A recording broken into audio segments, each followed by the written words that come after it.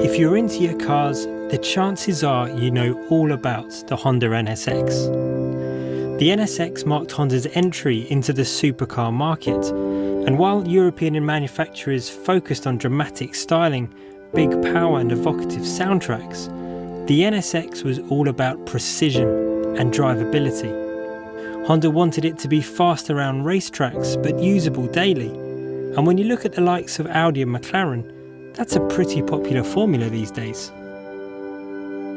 Honda of course had the added advantage of having the one and only Ayrton Senna as a technical consultant.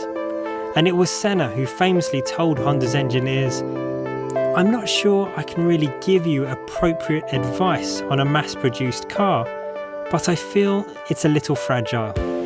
What the three-time F1 world champion meant was that a road car is always going to be full of compromise.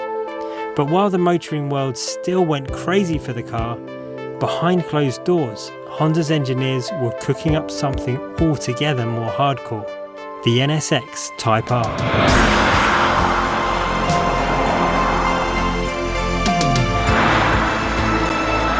I became more and more passionate about Hondas.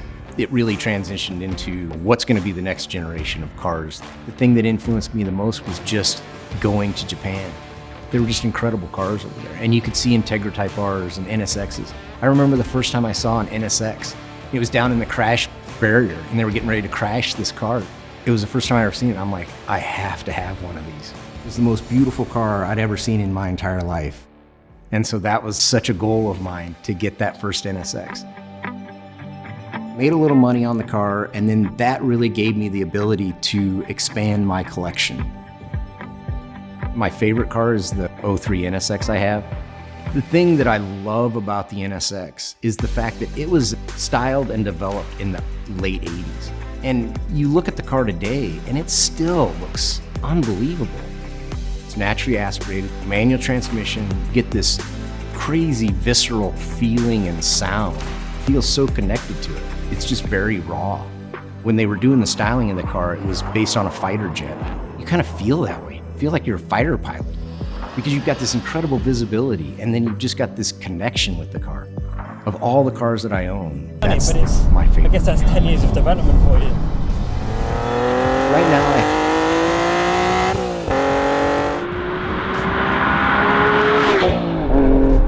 If I'm honest, I actually prefer the interior of the NA1 because you've got that lovely black Alcantara with the red stitching.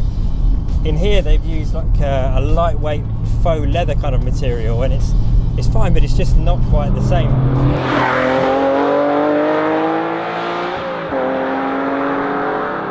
It's hard to believe this NSX is 15 years old. It still feels so fresh, so modern. There are so many fast cars out there now, but I've never driven one that feels as complete and as well engineered as this one. An example as clean as this one will set you back about the same price as an all-new NSX. But that's an investment really, as prices are only going to rise. This truly is the car that Ayrton Senna thought was never possible. Sadly, he passed away before the NA2 NSXR was ever released, but there's no doubt in my mind that he would have absolutely loved this machine.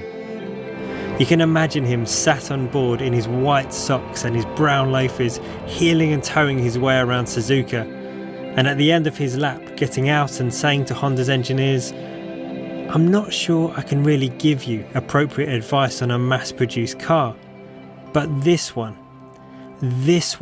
is just about perfect."